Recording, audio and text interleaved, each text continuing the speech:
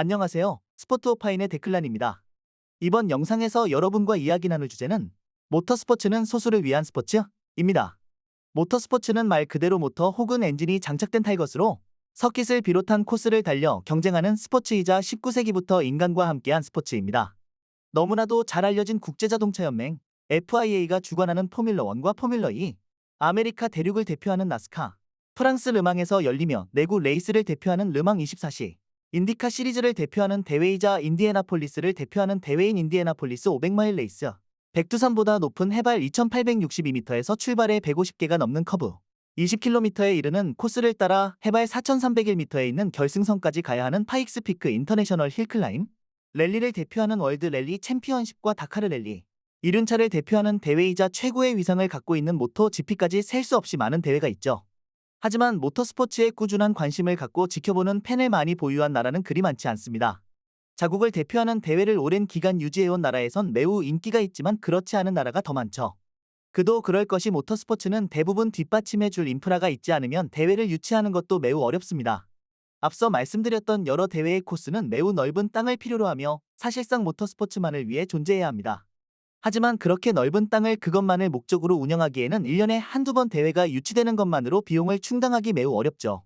시가지에서 열리는 대회 역시 대회 기간에는 통제를 비롯해 모터스포츠만을 위한 공간으로 바뀌어야 하는데 그런 여유가 있지 않으면 환영받기 어렵습니다. 뿐만 아니라 소음, 사고에 따른 문제, 예외성이 적은 스포츠라는 점도 저변을 넓히는 게 쉽지 않은 스포츠가 되는데 한몫하고 있죠. 그런 약점을 가진 스포츠에 관해 굳이 영상으로 다루는 이유가 무엇인지 궁금하신 분도 있으실 텐데 이유를 말씀드리자면 개인적으로 모터스포츠를 향한 관심이 지금보다 더 많아져야 한다고 생각하기 때문입니다. 모터스포츠는 스포츠로서의 가치만 갖고 있는 것이 아니라 관련 산업을 대표하며 기술의 우수성을 알리는 수단이 되어가고 있습니다. 물론 그만한 효과가 있는지 평가할 지표가 마땅치는 않지만 짧지 않은 시간 몇몇 기업의 우수성을 증명해오는 데는 이만한 수단이 없었습니다. 일례로 지난 2014년부터 2020년까지 7년 연속 드라이버 챔피언을 배출하고 2014년부터 2021년까지 8년 연속 컨스트럭터 챔피언에 오르며 포뮬러1을 지배해왔던 메르세데스 AMG 페트로나스 포뮬러1 팀을 결국 제친 오라클 레드불 레이싱을 통해 혼다 레이싱 기업이 모토 GP뿐만 아니라 포뮬러1도 대표할 만한 파워 유닛을 만들 수 있다는 걸 증명했습니다. 이와 같이 모터스포츠에서 조금 더 빠르게 혹은 조금 더 멀리 가기 위해 노력하는 게 일반인과는 거리가 먼 기술의 발전이라고 생각할 수도 있지만 그렇지만은 않습니다. 자동차에 없으면 안 되는 것 중 하나인 뒤를 볼 수 있게 해주는 거울. 백미러는 모터스포츠에서 자신보다 뒤에서 달려오는 차의 속도와 방향을 정확히 보기 위해 개발된 것이었습니다. 디스크 브레이크는 자동차와 이륜차뿐만 아니라 자전거와 비행기에도 빼놓을 수 없는 안전장치 중 하나인데 이는 조금 더 빠르게 달리다 효율적으로 감속해야 하는 모터스포츠를 거쳐 도입되었으며 크기, 소재, 형태가 발전해왔습니다. 운전자를 비롯한 탑승자가 보다 안전하고 편하게 원하는 곳까지 갈 수 있도록 돕는 서스펜션 역시 모터스포츠를 통해 발전해왔고 보다 일반적인 자동차에 적용되었습니다. 그중 능동형 서스펜션은 상황에 따라 불안정할 수 있는 차체와 불쾌할 수 있는 탑승자를 위해 도로로부터 받는 충격을 완화하고 접지력을 높여주기 위해 필수적인 부품입니다. 탄소 섬유 쉐시 역시 처음 봤을 때는 저렇게 가볍고 유연한 것이 굳이 필요한지에 의문을 갖는 사람이 많았지만 탄소 섬유 강화 플라스틱 쉐시 개발에 영향을 끼쳐 수많은 전기차의 경량화에 도움을 주고 있습니다. AWD 혹은 사륜구동이라 일컫는 건 모든 타이어에 힘을 전달한다는 의미로 알려져 있지만 조금 더 정확히 말하면 어떤 바퀴든 원하는 양만큼 힘을 전달해주는 것을 말합니다. 이는 어떤 노면이든 안정적으로 주행할 수 있게 도와줄 뿐만 아니라 더 많은 무게를 실을 수 있게 해주죠. 스티어링 휠에 달려있는 수많은 버튼은 모터스포츠에서 드라이버가 운전에 집중한 상황에서도 편리하게 원하는 기능을 켜고 끄기 위해 만들어진 것입니다. 일반인들도 이를 통해 시선을 많이 옮기지 않고도 편리하게 원하는 기능을 사용할 수 있어 이제는 없어서는 안 될 것이죠.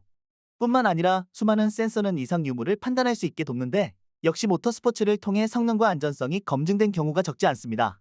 그렇다 보니 모터스포츠를 선도하는 기업 브랜드는 단순히 빠른 자동차, 오토바이를 만드는 기업 브랜드가 아닌 관련 산업을 선도하고 기술 발전을 주도하는 기업 브랜드로 인식하는 게 당연하게 여겨집니다.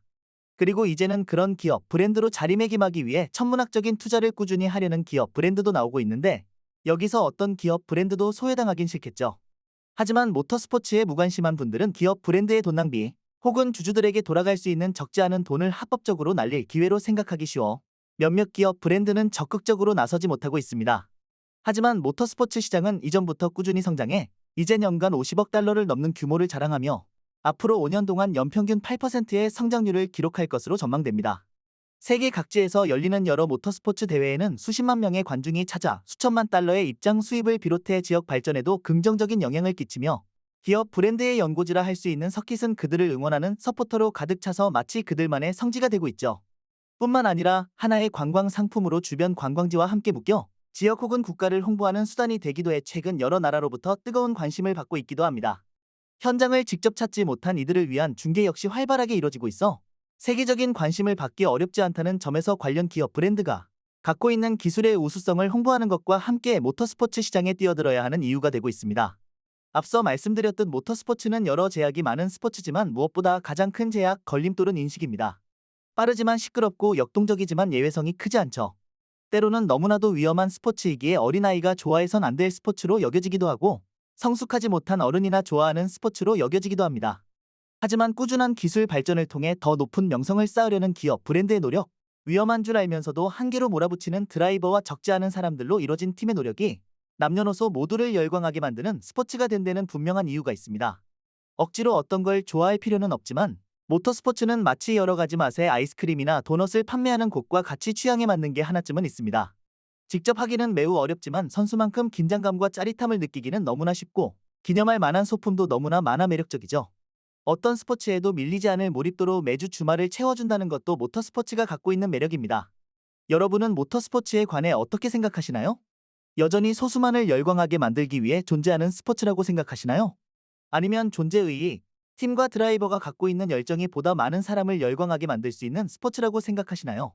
여러분의 의견을 댓글을 통해 남겨주세요. 이번 주 영상도 시청해주셔서 감사합니다. 다음 주 게재될 영상에도 많은 관심 부탁드립니다.